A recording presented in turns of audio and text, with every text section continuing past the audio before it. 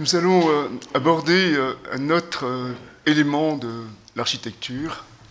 Après l'escalier, nous allons aborder aujourd'hui l'ascenseur. Ce sont des éléments qui sont assez semblables, puisqu'ils servent tous les deux, on va le voir, on a déjà vu la fois d'avant, mais ils servent tous les deux à s'élever. Mais par contre, l'escalier, il est millénaire, il existe depuis des siècles et des siècles. Il est peut-être même à l'origine de l'architecture. Tandis que l'ascenseur, c'est un élément nouveau qui a été inventé au XIXe siècle et qui a, on va le voir, bouleversé, bien sûr, l'architecture. D'abord parce qu'on a construit plus haut, mais aussi c'est notre rapport à l'espace qui a complètement été changé. Et c'est ce que nous allons chercher donc à bien cerner aujourd'hui. Alors, il y a des mythologies, vous voyez, autour de l'ascenseur. Il y a peut-être des mythologies qui ont devancé l'invention de l'ascenseur.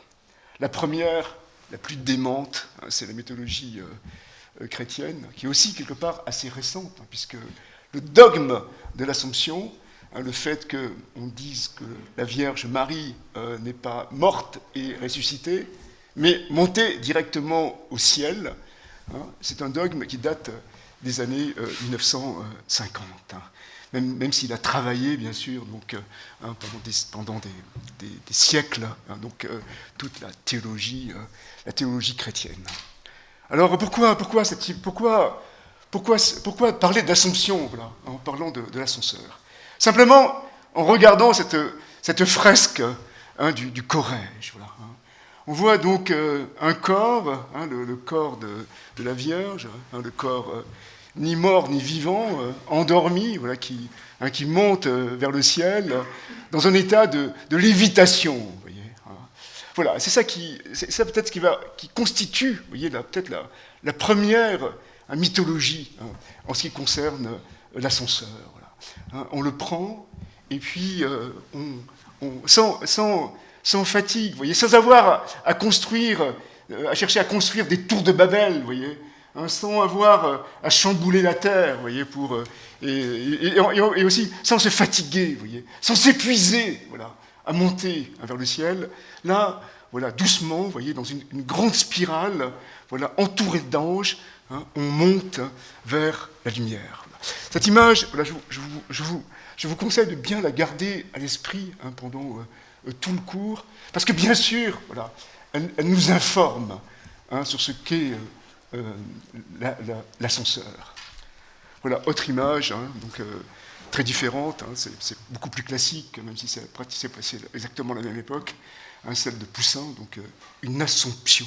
Donc, c'est-à-dire, c'est pas une élévation, c'est pas après une résurrection, non, c'est le passage direct, vivant, de la terre au ciel, une montée vivante de la terre au ciel, et surtout une montée sans aucun effort.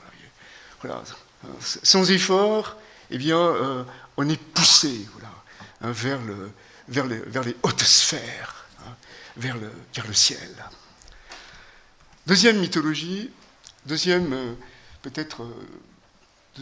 qui accompagne quelque part, ou qui précède, ou qui anticipe voilà, la naissance de l'ascenseur, c'est la question du Deus ex machina. Vous savez, ces machines théâtrales là, qui ont été inventées dès l'Antiquité pour justement permettre de mettre en scène les dieux. Voilà. Puisque dans le théâtre grec, il y a les dieux et il y a les hommes. Bien sûr, ils sont pas au même niveau, puisque les dieux, ils occupent le ciel et ils sont immortels, et les hommes, eux, ils occupent la terre et ils sont mortels. Donc, pour les représenter, il a fallu inventer des machineries pour justement les soulever, pour soulever les dieux. C'est une chose, je trouve assez intéressante parce que, on va le voir peut-être tout de suite, mais c'est vrai qu'elle hante complètement le théâtre. Voyez. Là récemment, je suis allé à une représentation du Tartuffe. C'est vrai qu'à la fin, il y a Il y a une machine, enfin, il aurait dû y avoir une machinerie, puisqu'effectivement, donc, le roi intervient, et on voit très bien qu'il y a ces deux niveaux qui sont totalement sans commune mesure, celui des hommes et celui des dieux, ou du monarque de droit divin. Et cette différence, effectivement, donc, elle avait été pensée par les ingénieurs des théâtres, avec des palans, des potences, voyez, pour soulever le corps des acteurs représentant les dieux. Bon, là, c'est beaucoup plus récent, il n'y a pas de gravure qui représente les scènes de théâtre antique, enfin, les représentations antiques.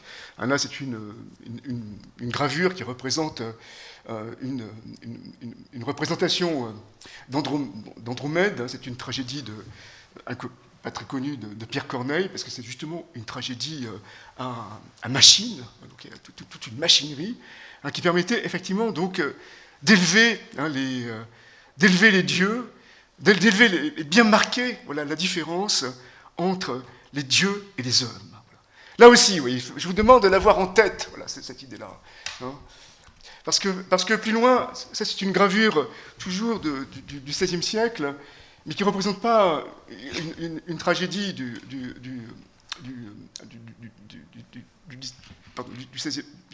XVIIe siècle comme tout à l'heure, mais c'est une représentation donc, du XVIe siècle des nuées d'Aristophane. Voyez.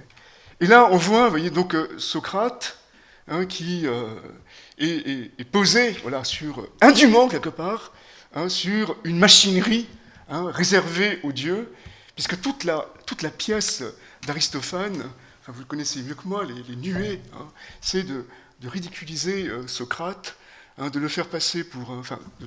de le faire passer, peut-être il l'était d'ailleurs, de le présenter comme un sophiste, et bien sûr c'est ce qui a ensuite, donc quelques années plus tard, donné lieu à son procès, et puis à sa condamnation pour Ibris, parce que justement, il ne respectait pas la piété civile. Et donc, voilà, vous voyez, donc il y a cette idée-là, vous voyez, de l'ascenseur, de Deus ex machina, mais d'une machine, quelque part, qui est réservée. Voyez, donc, non pas aux hommes, mais aux dieux. Et en prenant ces machines, quelque part, on commet peut-être, comme Socrate, un acte d'hybris, puisqu'on passe du statut d'humain au statut de divin. Je ne pense pas que je vais développer, mais en tout cas, il faut garder en tête ces deux images, vous voyez, ces deux mythologies. Il y en aura d'autres. Il faut garder en tête ces deux mythologies, et il faut bien voir que finalement, ces machines qui nous élèvent, à la fois, donc, elles renvoient donc, à l'Assomption, à cette montée au ciel sans passer par le trépas, et puis, donc, bien sûr, au Deus ex machina. Et peut-être quand on prend un ascenseur, eh bien, on est peut-être aussi un dieu. On va voir ça tout à l'heure. Bon, revenons maintenant, vous voyez, au XIXe siècle, et revenons à la genèse de l'ascenseur.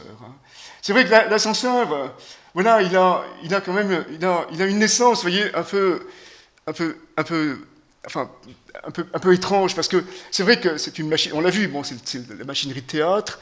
Bon, on reviendra à la fin dessus, c'est aussi la mine, mais c'est aussi le Luna Park, vous voyez, la fête foraine, vous voyez.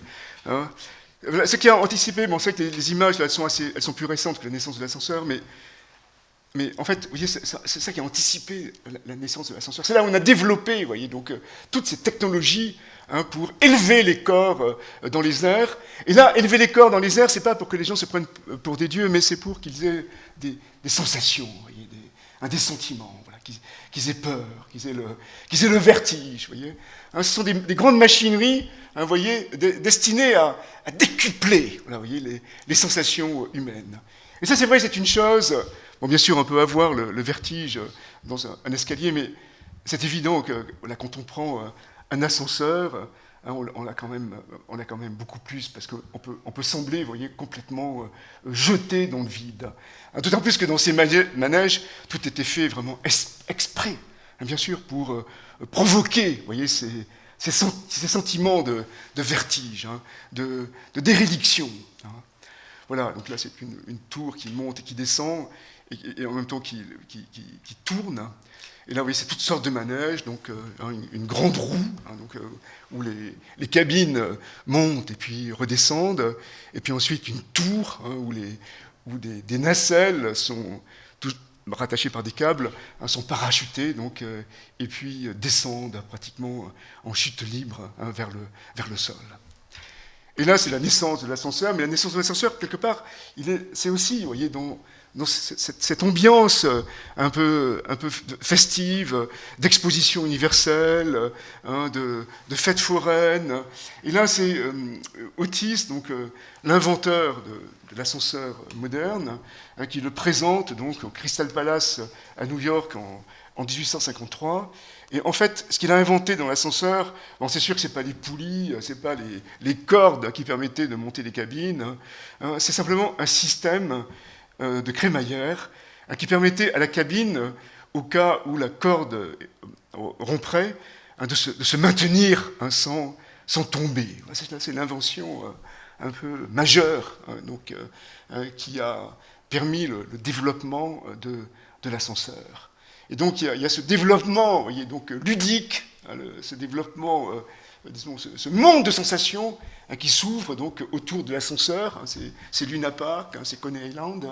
Hein, et puis de l'autre côté, on va voir donc il y a un autre monde, hein, où là l'ascenseur il va être, disons, soumis, voilà, à une fonction très très précise.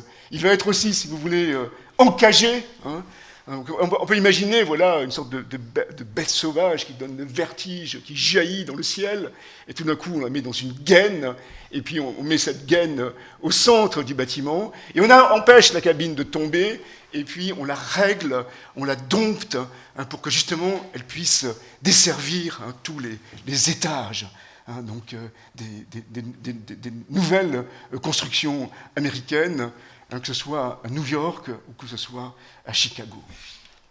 Voilà, parce que finalement, la ville de Babel, hein, comme le montre cette image qui est complètement démente, hein, de Eratus Salisbury Field, hein, ce peintre, je ne sais pas, un peu naïf, là, enfin à la fois réaliste et naïf de la fin du XIXe siècle, hein, c'est que voilà, les tours de Babel, la ville de Babel, avec que des tours de Babel, c'est pas l'escalier, hein, c'est pas Babylone, hein, ça va être New York, hein, ça va être Chicago, et tout ça, ça va être permis, vous voyez, par cette invention, et surtout par la domestication, hein, de cette invention qui pouvait partir dans tous les sens, qui était là peut-être pour nous donner des sentiments, enfin, pour exacerber, hein, nos sentiments, nos sensations, et puis qui, tout de suite, hein, eh bien, est arraisonnée, vous voyez, hein, donc soumise à la raison. Et tout ça, effectivement, pour construire des bâtiments de grande hauteur. Hein, là, c'est le Home Insurance Building de William le Baron Genet, hein, donc un bâtiment donc, en métal, voilà, une structure métallique, avec au centre donc, hein, la cage d'ascenseur.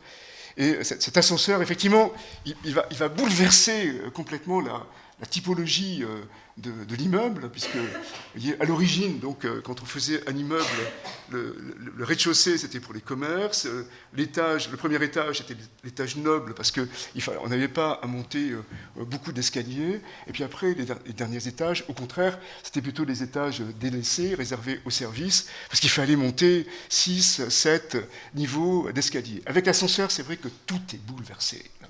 Donc, tout est bouleversé, et puis quelque part, les choses se remettent son dessus-dessous, parce que finalement, les étages nobles, ça va être les étages qui vont être au plus près du ciel, hein, qui vont recevoir le maximum de lumière. La question de la lumière, elle va devenir totalement déterminante. Et puis aussi, comme on commence à le voir, finalement, vous voyez, dans l'organisation du bâtiment, vous voyez, ce sont des strates, et toutes ces strates, elles sont pratiquement équivalentes. Bon, bien sûr, le mec, le baron Genet, il avait dû suivre l'école des Beaux-Arts, donc il a quand même fait un socle en bas, hein, il a recouvert la structure de pierre de taille, et puis ensuite il a fait un attique en haut, mais en fait non, vous voyez, avec l'ascenseur, tout peut être tout peut être changé. C'est-à-dire que et c'est très souvent comme ça dans les gratte-ciel américains plus récents. C'est-à-dire qu'effectivement, il y a toujours effectivement des commerces en bas, mais après, au-dessus des commerces, vous pouvez avoir des parkings, parce que c'est des étages qui sont les moins intéressants. Et puis ensuite, vous pouvez avoir des bureaux. Et puis enfin, vous pouvez avoir des logements. Vous voyez, toute la distribution, disons, générale de l'immeuble est complètement bouleversée par l'ascenseur. Voilà, donc là c'est la structure en métal qui peut être montée extrêmement rapidement. Donc des niveaux qui sont beaucoup plus importants, beaucoup plus nombreux, et des univers aussi, on va le voir tout à l'heure, vous voyez, qui s'ouvrent et desservis par l'ascenseur. Voilà, ça c'est plutôt l'école de Chicago, donc des bâtiments, vous voyez, très rationnels, où l'ascenseur dessert des plateaux qui peuvent être pratiquement équivalents, il n'y a plus de hiérarchie, donc tout est possible. Et là, bon, c'est la solution plutôt new-yorkaise, où effectivement l'important, c'est pas tant d'avoir des bâtiments qui soient structurellement, dont on voit la structure, mais c'est surtout arriver à faire parvenir la lumière, vous voyez, dans les rues. Je me rappelle, j'étais encore un étudiant, et puis il y avait un copain qui était parti à New York, et puis il était revenu, et puis il m'avait dit un truc qui m'avait vraiment totalement bouleversé. Il m'avait dit, tu vois là-bas, par exemple, eh bien, en fin d'après-midi, en haut, il fait jour, et puis en bas, il fait nuit. Voilà, c'est vrai que c'est ça. Et donc là, effectivement, tout est fait, vous voyez, dans ces esquisses là, de Hugues Ferris, qui a inventé quelque part l'immeuble new-yorkais, pour que la lumière donc, puisse descendre le plus profondément possible dans la rue. Voilà. Bien sûr, il y a des ascenseurs là-dedans, mais c'est vrai que les ascenseurs, on les voit pas. Ils vont bien sûr réapparaître à la suite du cours. Autre, voyez, disons, conséquence de l'invention de l'ascenseur. Voilà, ça c'est le Downtown Athletic Club, dont parle Rem Koolhaas donc, dans New York Délire.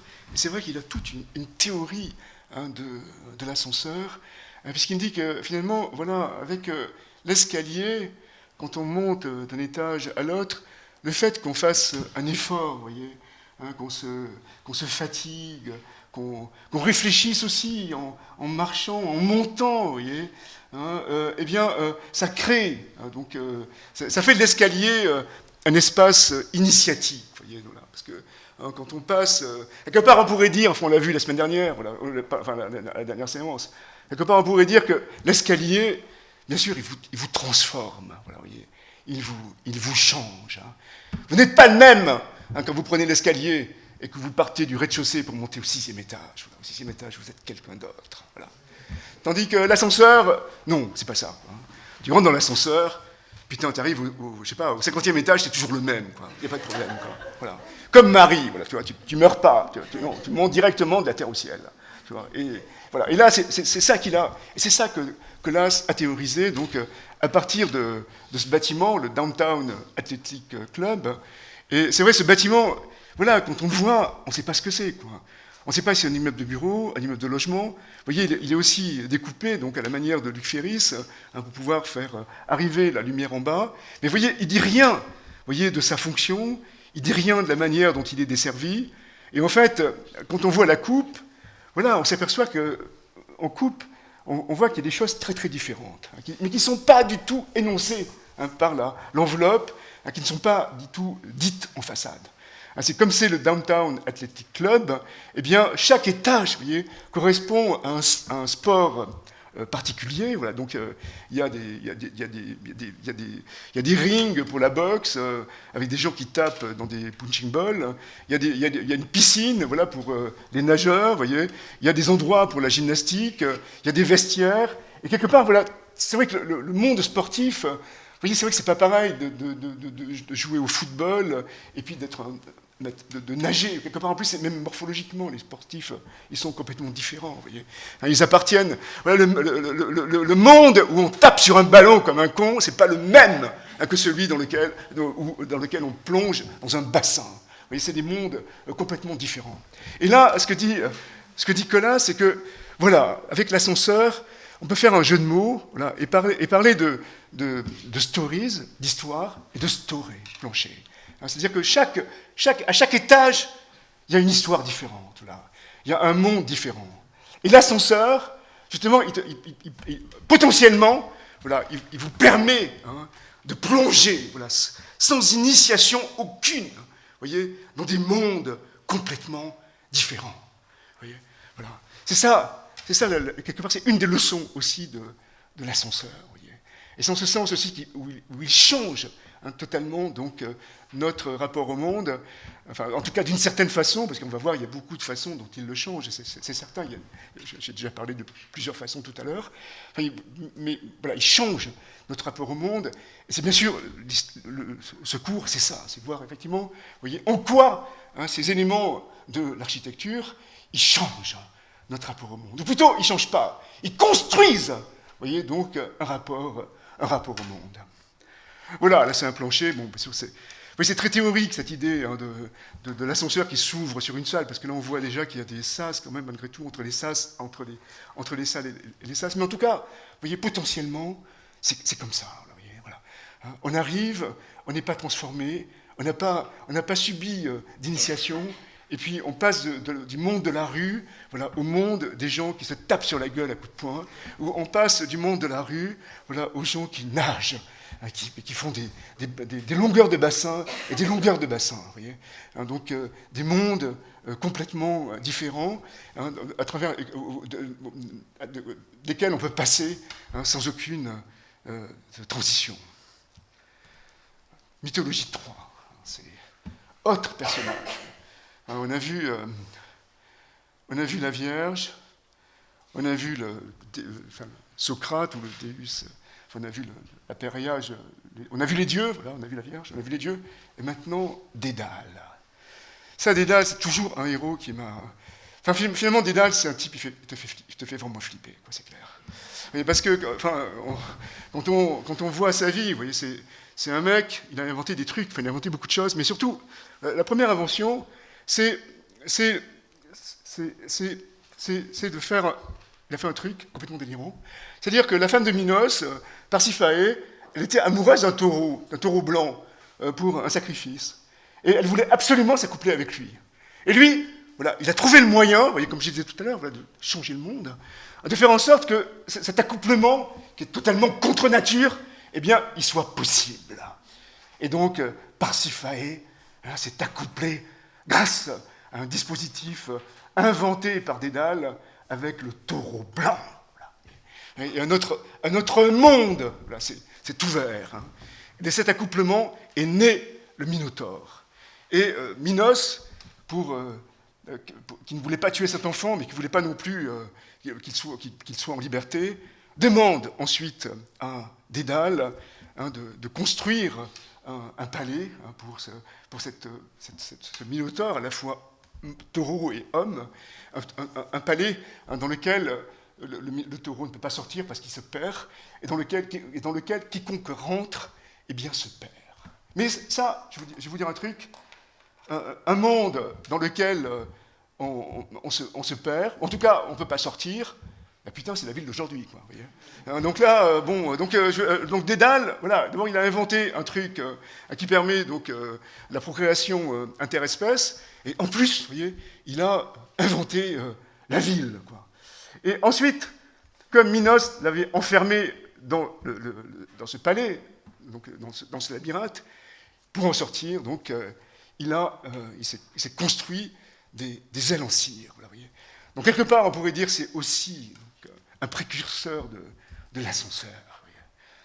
Voilà. Autre exemple, vous voyez, de machine volante, hein, c'est un grand artiste russe, Vladimir Tatlin, l'homme, on va le voir, qui avait fait le projet pour la tour de la 3e internationale, c'est un des projets les plus, disons, prégnants, hein, de l'architecture constructiviste russe. Bien lui aussi, vous voyez, donc, dans les années 30, voyez, comme Dédale ou comme Léonard de Vinci, vous voyez, il a cherché à faire, pour employer ce mot savant, ornithoptère. Enfin, je l'emploie pas parce qu'il est savant, mais j'aime bien ce mot parce que c'est vrai que voilà, il fonctionne un tout petit peu comme vous voyez, un instrument médical, un instrument prothétique, voilà, qui te permet de voler et surtout presque de nager, vous voyez, dans le ciel, comme plus qu'un oiseau, hein, comme un poisson nage dans l'eau, vous voyez, hein, parce que c'était une machine à voler, mais qui imite le vol des oiseaux, hein, et effectivement, il faut brasser donc, de l'air pour pouvoir s'élever. Bon, elle n'a jamais marché, et par contre, il a fait des tas d'essais, et je retiens simplement, vous voyez, cette idée, ce couplage, vous voyez, donc, entre l'architecture, des inventions architecturales, et puis aussi hein, ce désir comme ça hein, de s'élever, voilà, purement et simplement. Et surtout aussi, là je retiens vous voyez, cette idée hein, d'une prothèse. Voyez, voilà. L'architecture peut-être c'est une prothèse pour vivre selon certaines règles en commun, et là hein, c'est une prothèse hein, pour pouvoir s'élever dans le ciel.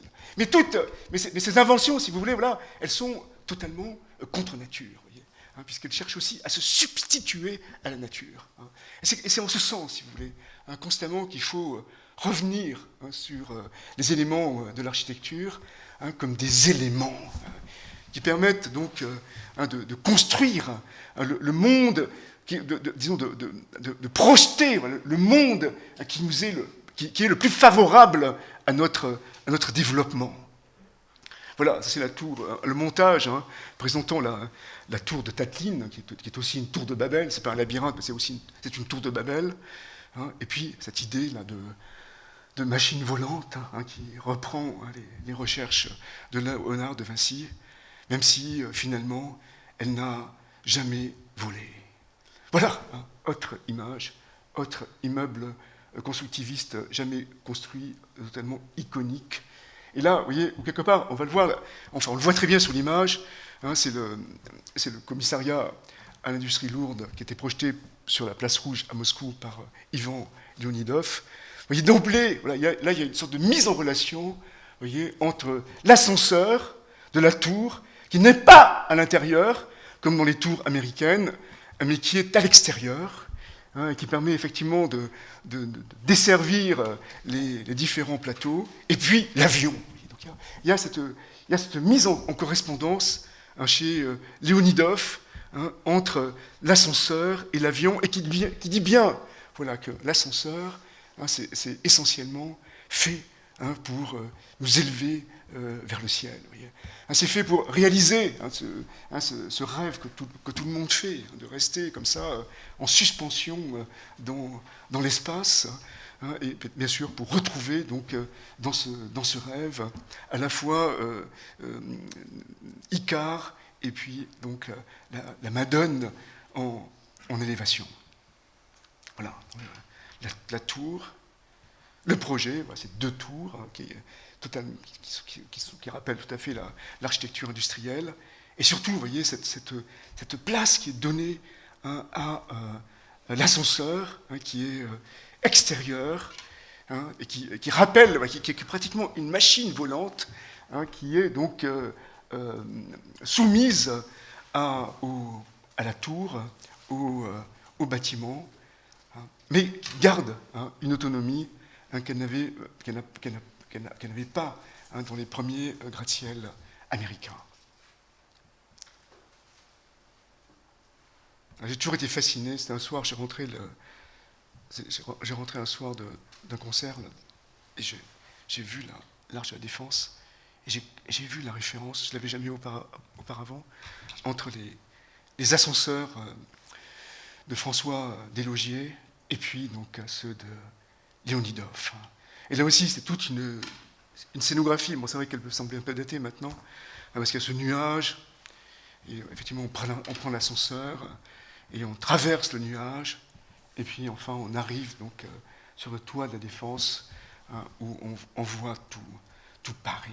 Voilà. Donc il y a ce sentiment de vol, et en plus, c'est vrai que la capsule, je ne sais pas si on la voit bien là, c'est pas l'image que j'avais, mais on la voit pas très bien, mais voilà, elle est totalement vitrée. Et c'est vrai qu'on est lancé, on est projeté, et on a vraiment l'impression donc d'être en suspension, vous voyez, donc dans le ciel. Autre exemple, toujours à la Défense, c'est le projet qui n'a pas été réalisé de Jean Nouvel pour la tour sans fin. Donc c'était un projet qui devait donner l'impression d'une tour infinie, voilà, d'une tour montant vers le ciel. Mais c'était aussi une tour, voilà, contrairement à la tour de Babel, totalement immatérielle. Puisqu'en fait, c'est un cylindre, c'est pas un cône, hein, comme la tour de Babel que nous avons vue la séance précédente, la tour de Bruegel, hein, vous voyez, enfin, la tour imaginée et peinte par Bruegel. Non, c'est pas une structure conique, c'est vraiment un cylindre très très fin, de 40 mètres de diamètre, hein, qui monte jusqu'à 400 mètres de haut. Et à la base, effectivement, la couverture, elle est en pierre, et puis plus on monte, plus c'est du verre sérigraphié, et après c'est du verre totalement transparent, hein, pour disparaître vers le ciel. Mais surtout, c'est vrai que la grande invention dans cette tour, hein, c'est que les ascenseurs, ils ne sont pas, vous voyez, au centre, hein, ce qu'on fait en général, enfin, dans toutes les tours, mais ils sont déportés à la périphérie, hein, pour qu'on puisse. C'est une tour, voilà, qui n'a pas de noyau central, hein, c'est une tour qui est structurelle. Là, on voit le squelette là sur l'image. C'est un exosquelette, et au-dessus, et sur l'exosquelette, donc viennent se greffer les ascenseurs. Et derrière le squelette, donc il y a des patios, hein, qui permettent d'apporter un maximum de lumière au bureau. Et il y a deux systèmes d'ascenseurs, donc il y a des ascenseurs ultra rapides, vous voyez, qui permettent de desservir un groupe d'étages. Et puis, donc, il y a à chaque fois donc, des plateaux, hein, où on descend des ascenseurs ultra rapides et on se dirige après vers un autre réseau d'ascenseurs, hein, qui desservent, eux, les étages intermédiaires. Il y a toute une pensée là-dessus, voilà, vous voyez, hein, sur cette tour.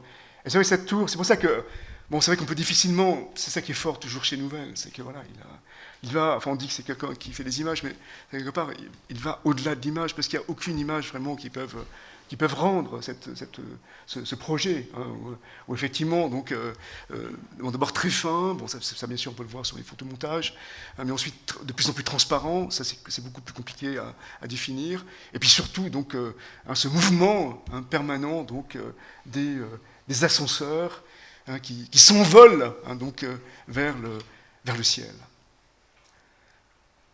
Voilà, moi je vois pas, c'est un plan, mais c'est pas le plan du niveau où justement on passe d'un ascenseur à l'autre. Et là, c'est une coupe où on voit rien, mais enfin, si vous regardez bien, vous allez voir qu'il y a des patios derrière les ascenseurs, hein, pour permettre d'éclairer les niveaux. Mythologie 5, Cap Canaveral. Excusez-moi, c'est un peu de mauvais goût aujourd'hui avec les fusées russes.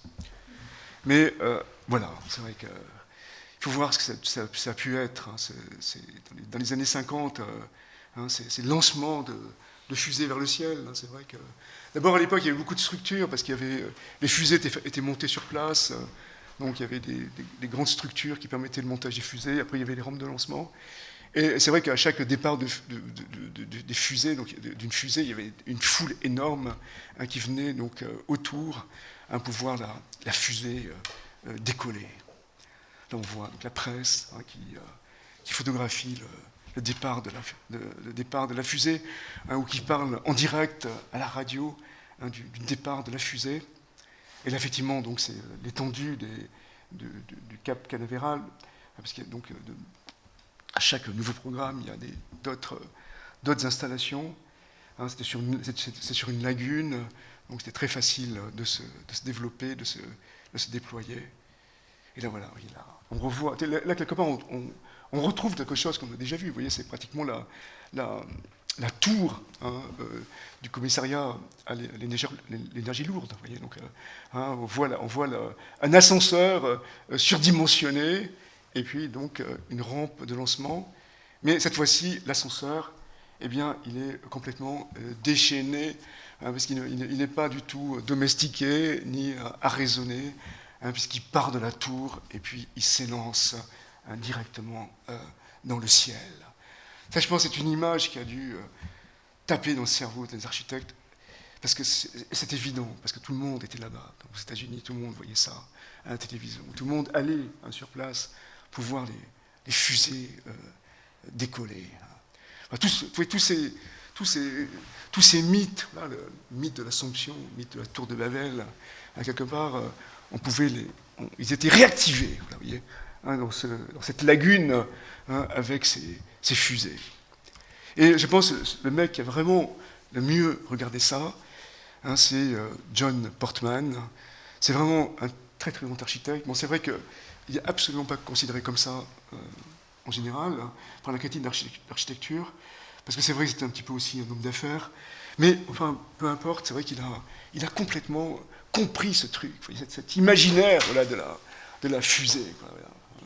Et il a compris effectivement que l'ascenseur, c'était ça aussi. Et tout à l'heure, quand vous allez rentrer chez vous, que vous prendrez l'ascenseur, vous y penserez, en appuyant sur le 6e étage. Vous penserez au décollage, et vous entendrez les vibrations, quoi. Voilà, c'est l'Embarcadero Center à San Francisco. C'est vrai que je suis allé, j'ai trouvé ce projet mais totalement sidérant.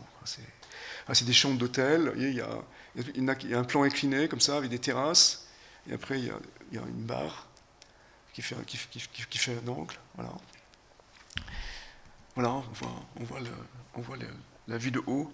Au-dessus, là, c'est un restaurant, et des ascenseurs descendent de là. C'est un restaurant panoramique qui tourne.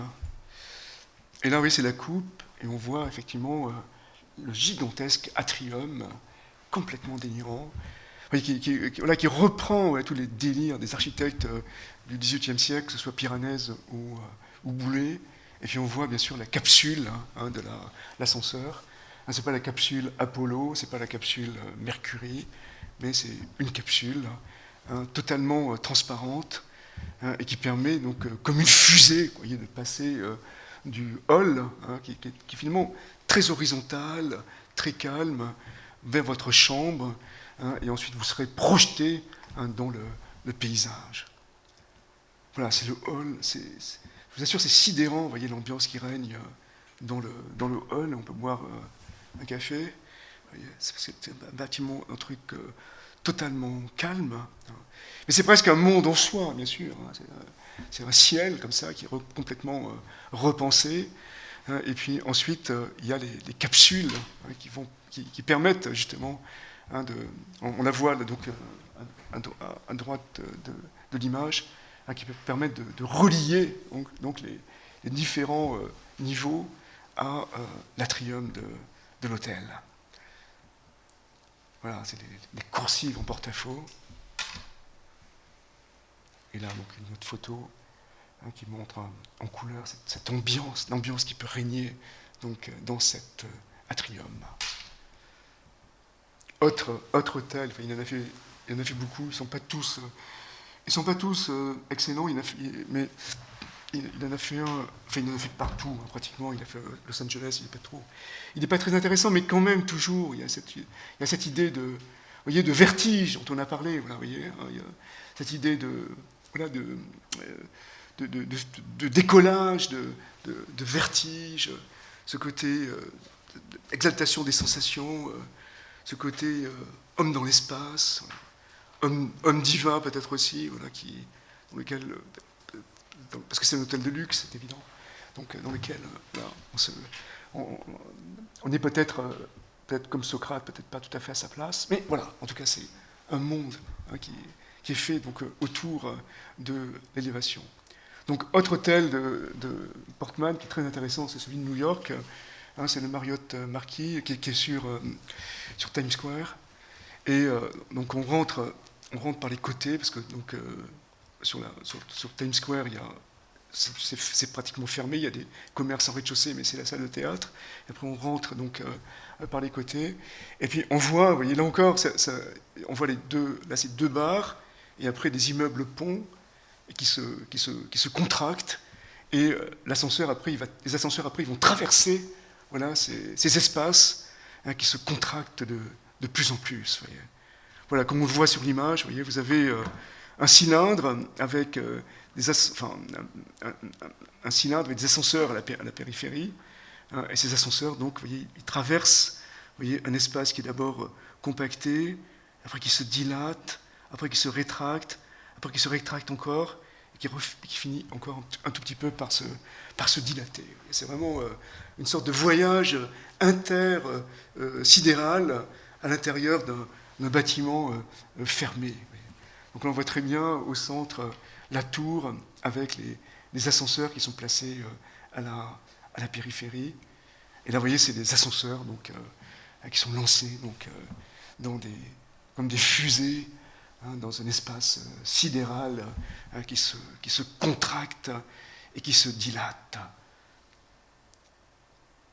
Autre exemple aussi, bon, c'est vrai, un peu, pas tout à fait la même échelle, mais c'est l'Institut du monde arabe de Jean Nouvel. Enfin, c'est vrai que c'est une dimension de ce projet dont on ne parle pas souvent, parce qu'on parle finalement de la manière dont il s'inscrit dans la ville, on parle de la manière très intelligente dont il s'est poussé au bord de la parcelle, au bord de la Seine, il a suivi la courbe du quai pour dégager effectivement au maximum un parvis sur la façade sud. On a parlé aussi donc, des moucharabiers, on a parlé du patio, et par contre c'est vrai qu'on ne parle pas souvent donc, de l'ascenseur, et c'est aussi, je trouve, un des éléments les plus fascinants du bâtiment. Il y a aussi la bibliothèque là, qui rappelle une tour de Babel. Enfin, il y a beaucoup enfin, le projet est très unitaire, et en même temps c'est vrai qu'il y a énormément de choses. On pourrait en parler des journées entières. Mais là, effectivement, c'est quand on rentre, vous voyez, on est complètement écrasé. Mais ce qui est intéressant, c'est ça, c'est que, bon, c'est pas du tout la même échelle que les bâtiments de John Portman, parce que c'est pas très haut, mais on a exactement les mêmes effets. Les mêmes effets, pourquoi ? Parce qu'il y a une parfaite maîtrise, vous voyez, du travail sur l'espace, à la fois donc l'écrasement, la dilatation. Et là, c'est vrai que, vous voyez, quand on rentre dans le bâtiment, on rentre par une fente, vous voyez, c'est très très bas. Vous voyez. Donc on est complètement écrasé. Et puis après, bon, je suis désolé, le plan n'est pas génial, mais voilà, on est là sur la place, vous voyez. On passe sous les escaliers qui commencent à partir du premier étage, et puis on rentre, voilà, dans un atrium vitré avec les batteries d'ascenseurs. Vous voyez, donc c'est l'image que l'on peut avoir. Et en plus, comme tout est transparent, enfin, c'est une transparence qui est très travaillée, vous voyez, ça donne l'impression voilà, d'une sorte de profondeur, voilà, totalement sidérale. Vous voyez. C'est vrai que les éclats de lumière là, produits par cette façade moucharabiée, voilà, ça renvoie peut-être aussi donc, à un ciel étoilé. Ça, c'est un truc qu'on retrouve constamment dans le travail de Jean Nouvel. Voilà, un ciel étoilé, et puis des ascenseurs, des batteries de fusées qui partent vers les étages. Et même si ce n'est pas si haut que ça, vous voyez, on a quand même une impression d'infini, comme chez John Portman. Autre exemple encore d'ascenseur, de rampe de lancement pour ascenseur, c'est le bâtiment du regretté Richard Rogers, puisqu'il est mort il n'y a pas très longtemps. Mais c'est sans doute le plus beau gratte-ciel de Londres. C'est le Leaden Hall.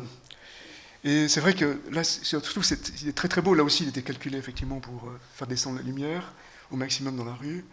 Et on voit très bien le bâtiment. Donc il y a une partie bureau, c'est la partie qu'on voit à gauche. Et puis ensuite, tout au fond, donc, ce sont les batteries d'ascenseurs qui viennent desservir ces bureaux. Mais en fait aussi, on peut commencer à se demander si ce n'est pas l'inverse, si ce n'est pas les plateaux de bureaux qui viennent desservir les ascenseurs. Voilà, il y a une ambiguïté qu'on va retrouver ensuite dans les autres chapitres. Voilà, vous voyez, donc là, d'un côté, les bureaux, là, donc, ils sont avec des exosquelettes qui montrent la structure, et puis de l'autre, donc à droite, les ascenseurs.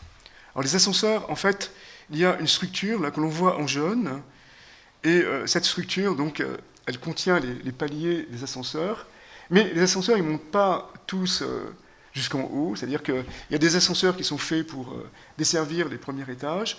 Après, il y a des ascenseurs qui sont faits pour desservir uniquement les étages intermédiaires.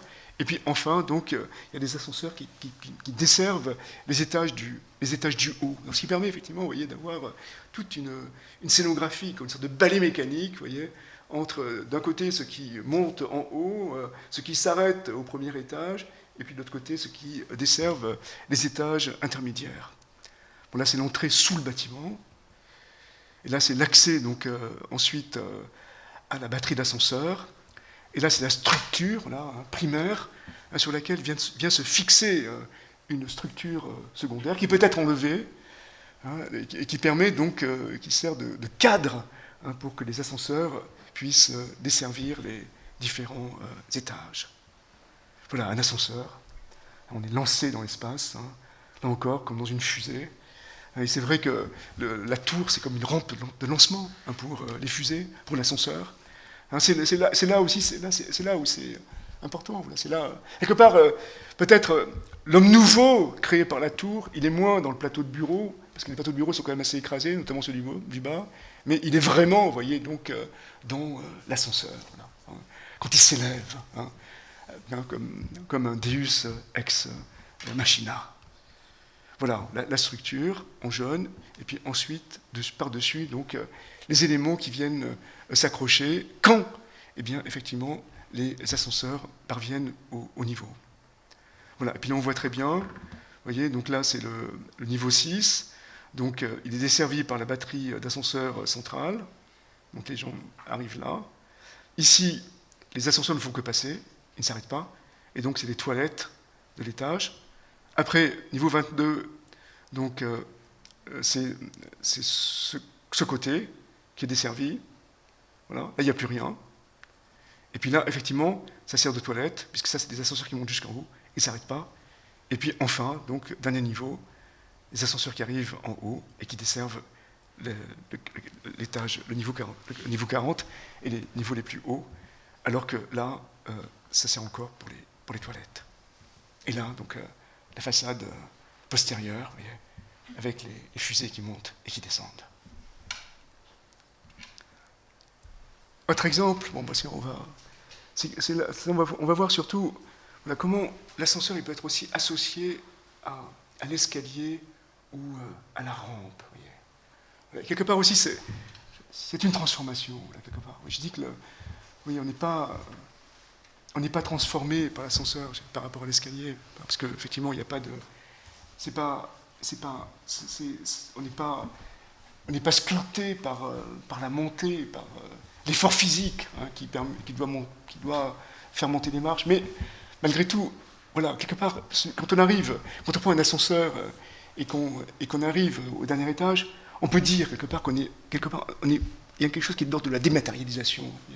Voilà, on est presque dématérialisé. Voilà. Et donc quelque part, c'est vrai que c'est pour ça que j'ai mis cette image là, de la résurrection. Voilà, vous voyez, c'est celui qui arrive en haut, quelque part, il est quand même pas tout à fait le même que lorsqu'il était en bas. Et quelque part, il s'est dématérialisé. Voilà, c'est d'ailleurs un petit peu aussi ce qui était sous-jacent tout à l'heure dans l'analyse de Collas. Vous voyez, c'est de dire que voilà, quand on prend un ascenseur, c'est un peu comme quand on est au cinéma. Voilà, on est dans son fauteuil et le corps il est complètement absent, on est prostré dans son fauteuil, on n'a aucune sensation corporelle, c'est que la vue est l'ouïe, et on est plongé dans les images. Donc quelque part au cinéma, c'est vrai qu'on est dématérialisé, et quelque part aussi au cinéma, peut-être on est mort et ressuscité. Et l'ascenseur, c'est un tout petit peu la même chose, on est dématérialisé. Et là, ce couplage, vous voyez, rampe et ascenseur, c'est vrai qu'on le trouve au Guggenheim, parce que quand vous rentrez dans le Guggenheim, vous ne montez pas directement sur la rampe, vous prenez l'ascenseur, et quand vous arrivez en haut, vous descendez la rampe, donc il y a le couplage, vous voyez, donc ces deux éléments de circulation. Et c'est vrai que la rampe, quand on la descend et quand on la monte, c'est pas la même chose, parce que quand on la descend, d'ailleurs, Paul Virilio et Claude Parent ont beaucoup parlé de ça, dans l'espace, on appelle ça l'espace oblique, voilà. C'est pas la même chose. Voilà. Quand on la monte, eh bien, on sent un effort, et quand on la descend, on le sent plus encore, et donc on est complètement dématérialisé. Et là, quelque part, il y a une sorte de transformation qui est opérée, vous voyez, par ces deux éléments de la circulation. L'ascenseur, voilà, qui permet de monter directement en haut, sans aucune fatigue, mais quand même, malgré tout, justement, qui nous a un tout petit peu, en nous enlevant cette fatigue, qui est nécessaire à monter les étages, qui nous a un tout petit peu dématérialisé. En nous rapprochant du ciel, il nous a un tout petit peu transformés. En nous rapprochant du ciel, peut-être, effectivement, il nous a permis aussi de ressusciter. Et après, la descente, vous voyez, où on oublie complètement son corps, pour être complètement plongé, vous voyez, donc dans les œuvres qui sont présentées.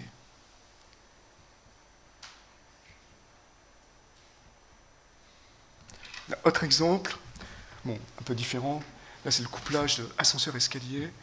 C'est le dépôt de MVRDV à Rotterdam qui vient d'être terminé. Et ça aussi, je trouve que c'est un projet dont on pourrait parler pendant des heures et des heures. Et là aussi, donc, quand on rentre, on prend l'ascenseur, on monte, et ensuite on descend par des escaliers.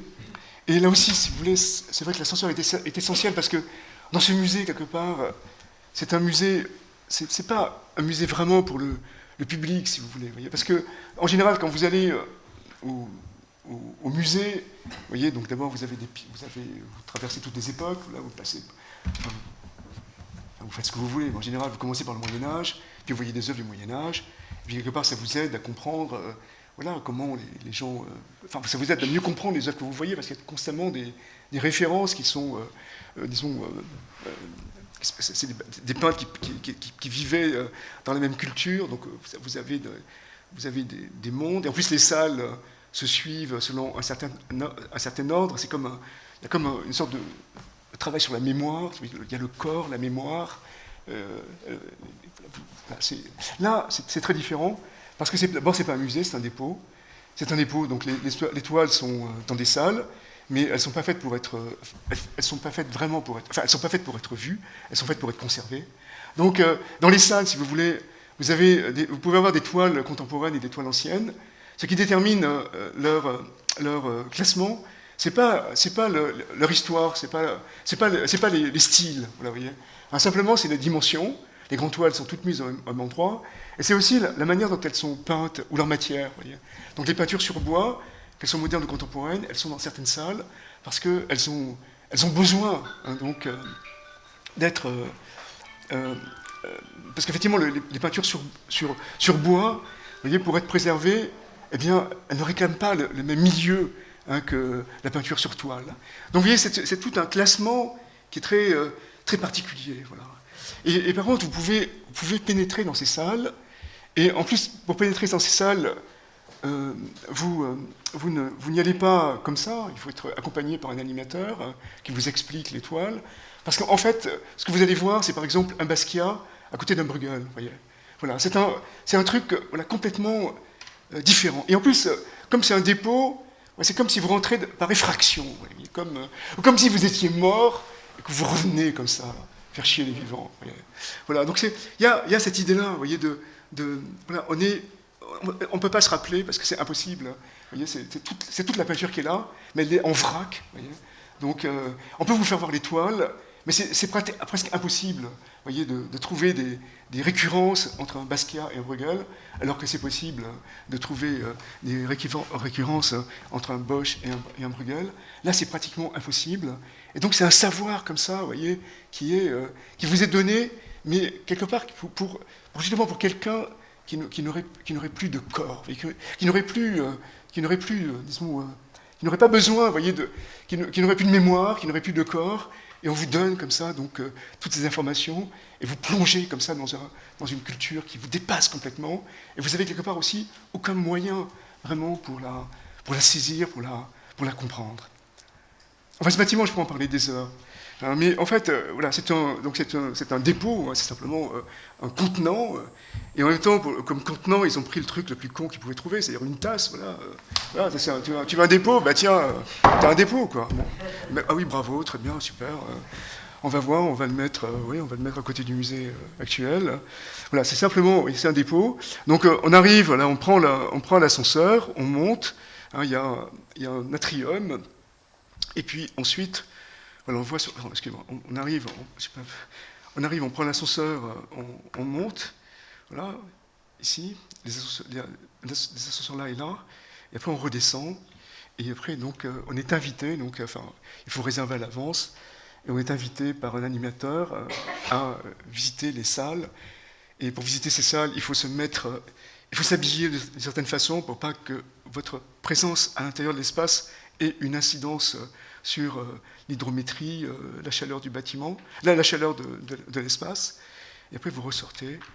Et aussi, il faut avoir un téléphone portable pour pouvoir scanner les codes pour savoir ce que vous voyez. De toute façon, tout est mélangé. Tout est, Et ce qui est très beau aussi, c'est que voilà, vous avez des cages d'ascenseurs, là, et puis aussi, il y a des cages d'ascenseurs qui sont immobiles, dans lesquelles vous avez des œuvres. Vous voyez, donc vous avez l'impression comme ça d'être en lévitation, peut-être après la fin du monde. Vous voyez, il y a plus de, après l'invasion russe, vous voyez, il n'y a plus de, il y a plus de, il y a plus rien, il n'y a plus de lien. Et vous regardez le monde comme ça, d'une manière, enfin, totalement éloignée, voilà, avec une distance infinie, voilà, comme un martien. Voilà, voilà, les ascenseurs. Voilà, vous montez. Il y a une très belle chose. Là, c'est des boîtes, vous voyez, qui sont en suspension dans l'espace, mais qui ne bougent pas, dans lesquelles il y a des œuvres. Et vous ne savez pas, de toute façon, jamais si ce que vous voyez, ce sont des œuvres ou des gens qui visitent le musée. Il y a une chose très belle, mais c'est vrai qu'on ne le voit pas très bien sur ma photo, c'est que quand vous sortez de l'ascenseur, vous marchez sur un sol en verre, et puis à 1 mètre de ce sol, il y a une œuvre qui a été demandée à un artiste, et vous avez cette impression comme ça d'être en totale lévitation. Vous voyez. Vous étiez en lévitation dans l'ascenseur, et quand vous sortez, vous êtes encore en lévitation. Voilà, comme un mort qui revient. Vous voyez. Quand tout a été dit, quand tout a été fait. Quand il n'y a même plus de mémoire possible. Et vous regardez, vous voyez, des toiles sans commune mesure, les unes avec les autres, et vous mettez donc des combinaisons isothermes pour ne pas venir perturber donc l'ambiance de la réserve.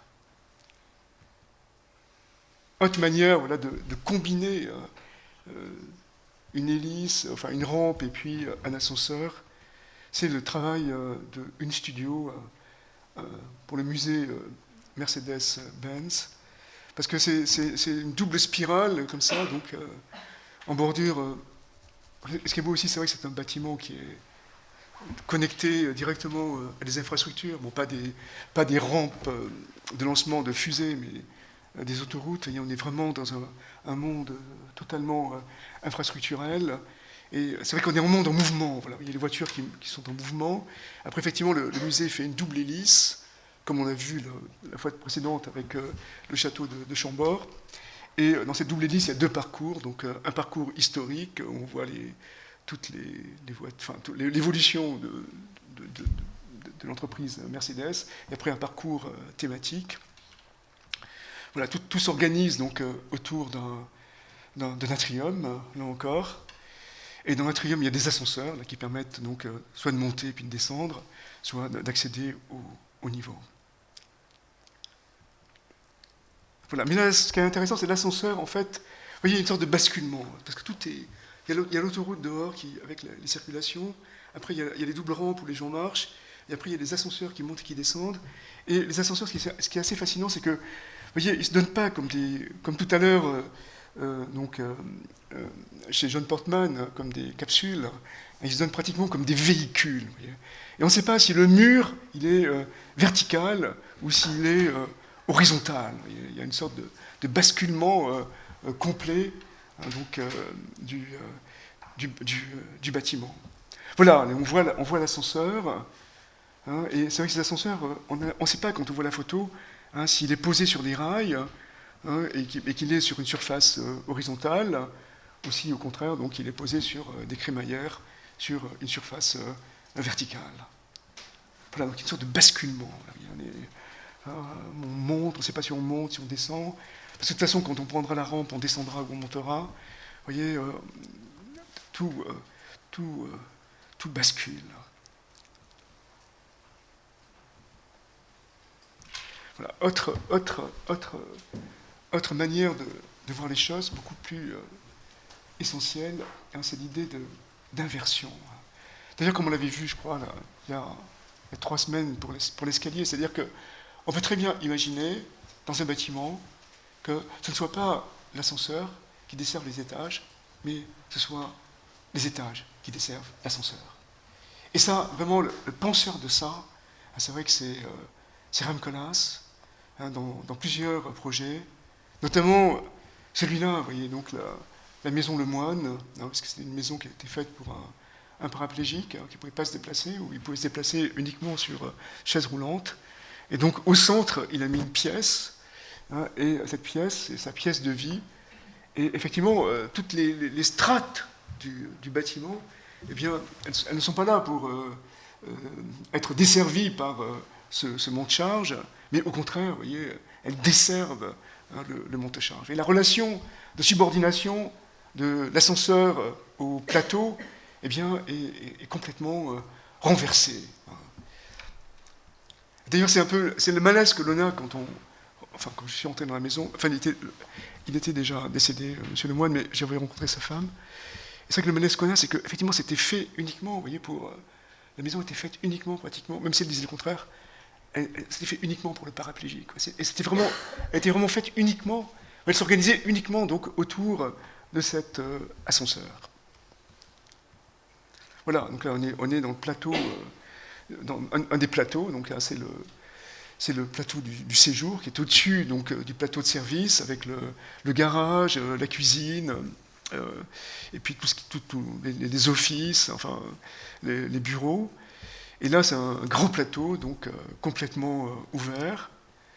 Bon, bien sûr il y a autre chose dans la maison, c'est ce que j'ai pas dit là, mais en fait c'est la structure qui est complètement délirante puisque tout est fait, si vous voulez. Enfin, c'est vrai, c'était une tendance, peut-être maintenant c'est tout à fait différent, mais c'était une tendance dans ces années 90-2000 où en fait il fallait toujours s'ingénier à ne pas faire comprendre comment le bâtiment pouvait tenir. Puisque là, en fait, le bâtiment, voilà comment il tient. Vous avez l'escalier qu'on voit là sur la photo. Attendez, excusez-moi. Voilà, qu'on voit là sur la photo. En fait, cet escalier, il est en béton. C'est pas un miroir. Il tient. Il tient quoi? Il tient pas l'étage, il tient pas le sol, il tient pas la dalle. Il tient la poutre en haut. Voilà, la grande poutre en métal. L'IPN en métal. Et l'IPN, il tient à quoi? Il tient les deux éléments de façade de l'étage des chambres. Et ces deux éléments de façade, c'est des poutres. Voilà. Et ces poutres, ici, elles reposent sur un portique. Et le portique, il est décalé. Comme ça, on n'a pas l'impression que c'est lui qui tient. Et là, comme l'escalier n'est pas vraiment au milieu, eh bien, la poutre, elle est attachée par un câble à un massif de fondation. Voilà. Donc, si on ne l'explique pas, vous pourrez chercher, vous n'allez pas comprendre comment il tient. Et effectivement, vous avez l'impression qu'elle semble complètement en lévitation. C'est vraiment des strates en lévitation. Donc, c'est-à-dire que la structure, quelque part, on ne la voit pas. Elle ne vient pas interférer.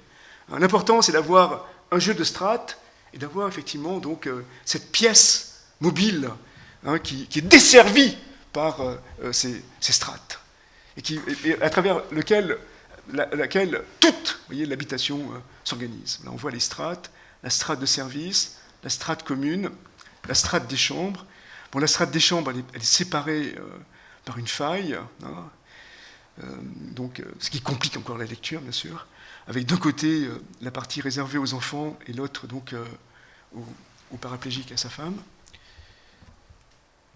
Et là, voilà, c'est la pièce de vie, quoi. C'est à la fois un monte-charge, c'est aussi une bibliothèque, dans laquelle on peut monter centimètre par centimètre pour choisir le livre dont on a besoin.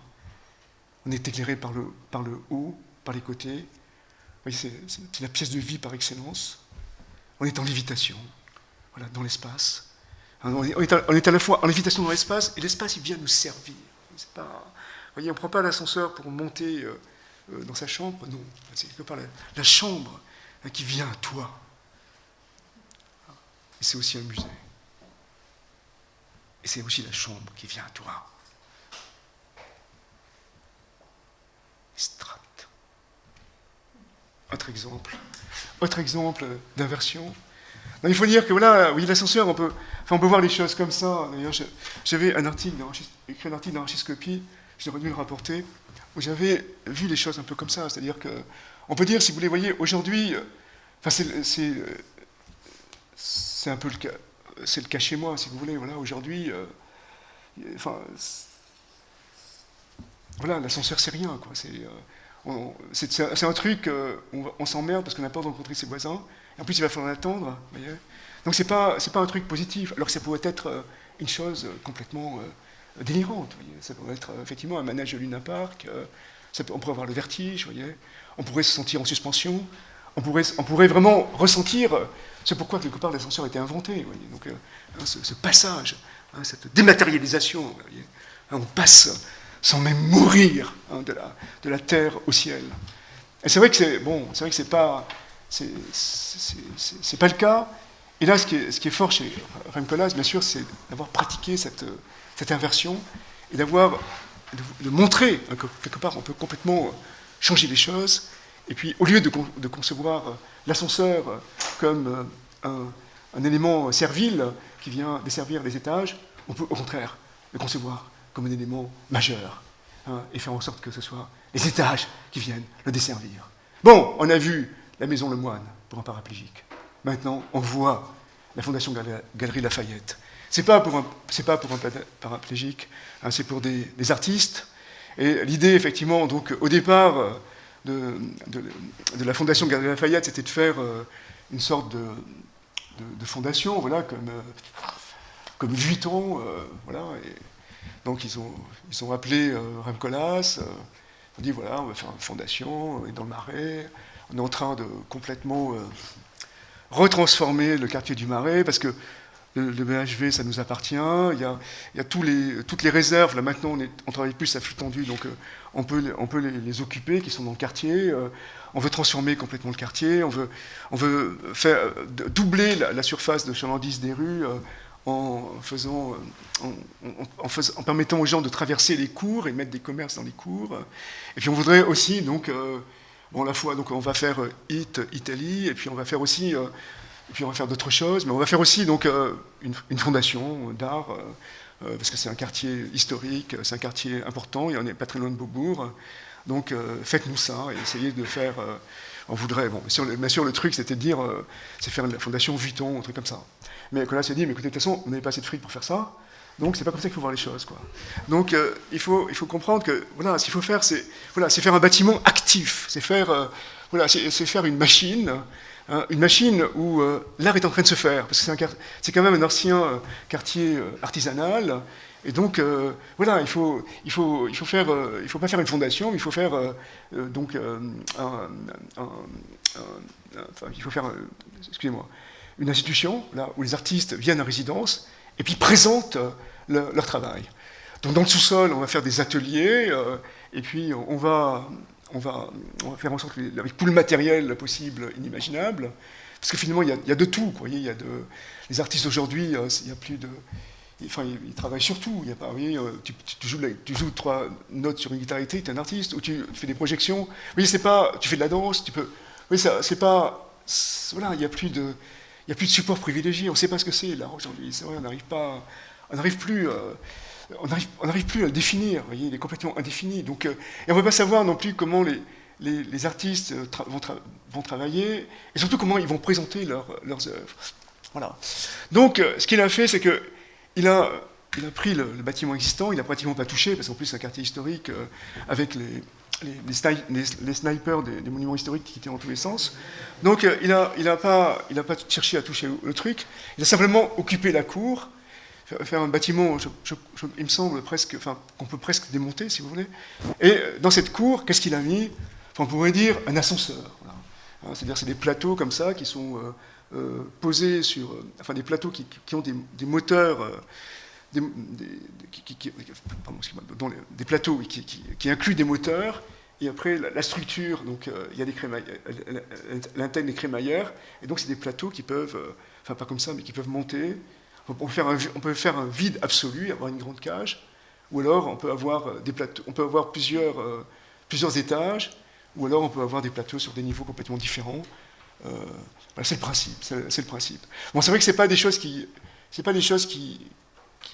bougent, mais quand même malgré tout ça fonctionne, si vous voulez, voilà, comme un ascenseur. Et par contre, voilà, c'est les étages, vous voyez, qui viennent nourrir cet espace, qui est l'espace majeur de représentation.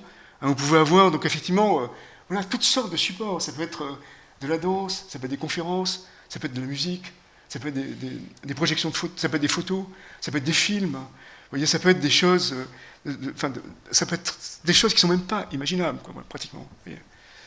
Et donc c'est une simple machine, voilà, avec des plateaux qui montent et qui descendent, en fonction donc des demandes des artistes. Et là, en fait, effectivement, donc, c'est pas l'ascenseur qui dessert, mais c'est les étages qui desservent l'ascenseur. Et ça, c'est toutes les possibilités, effectivement, qui sont permises par le dispositif.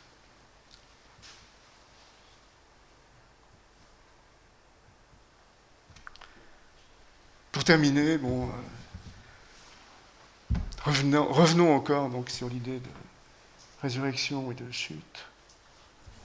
Revenons finalement sur cette toile là, qui est complètement démente de Michel-Ange, le jugement dernier. Où on voit d'un côté à gauche, on voit les corps qui montent, c'est le jugement dernier, donc les morts sortent de terre et ils montent pour être jugés. Donc il y a d'un côté ceux qui montent et qui vont après au ciel, et après de l'autre côté il y a ceux qui tombent et qui descendent à l'enfer. C'est une dimension dont je n'ai pas trop parlé, c'est vrai, mais ça c'est le livre de Rem Koolhaas, Elevator. Donc ça reprend effectivement son exposition à Venise, Element of Architecture.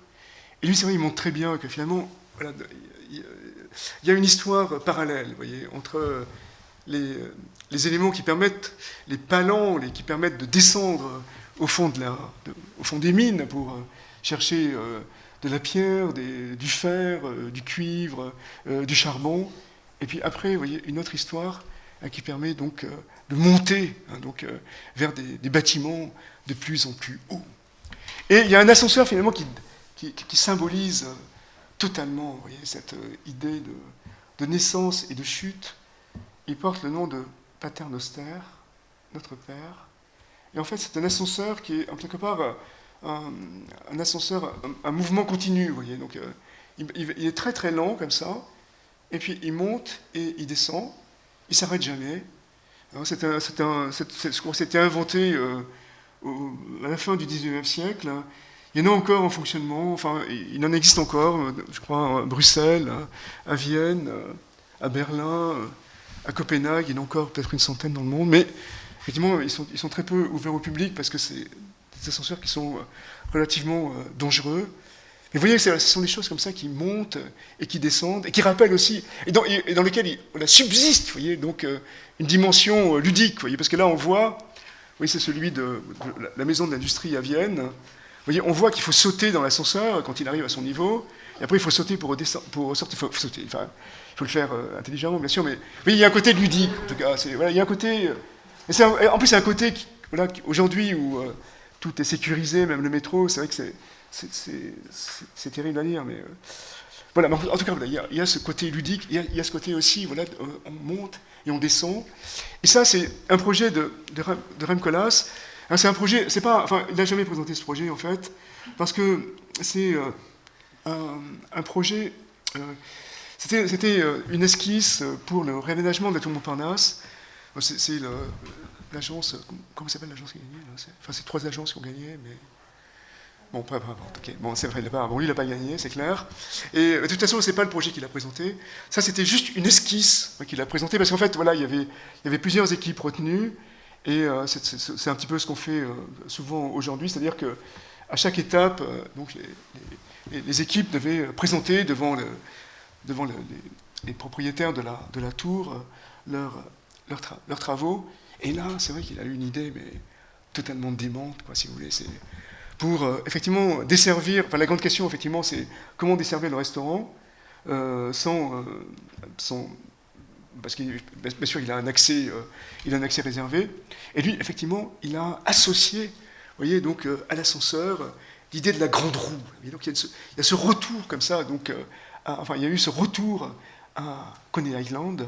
C'est-à-dire qu'on imaginait, vous voyez, que les gens qui montaient au restaurant, comme à la grande roue, donc ils prenaient une cabine et puis très lentement, donc ils montaient au fur et à mesure que les gens sortaient. Et puis à l'inverse, voilà, vous voyez, ils pouvaient descendre. Et comment ça permettait aussi de, vous voyez, de renouer, là, vous voyez, avec l'essence totalement ludique hein, de l'ascenseur, hein, donc comme Coney Island, voilà, c'est la grande roue, les parachutes, réintégrer, vous voyez, cette dimension qui a été, voilà, je pense, totalement sacrifiée, parce que aujourd'hui, c'est assez rare, vous voyez, les ascenseurs qui sont mis à l'évidence. J'en ai fait voir quelques-uns, bien sûr, il y en a d'autres, il n'y a pas que ça, bien sûr. Mais donc, c'est extrêmement important, vous voyez, de revenir aussi, je vous dis, à toutes les mythologies là, que comporte cet ascenseur, hein, comme justement l'Assomption, voilà, effectivement, hein, on passe voilà, d'un état à un autre sans changer fondamentalement, oui, sans effort, voilà, c'est pas comme l'escalier.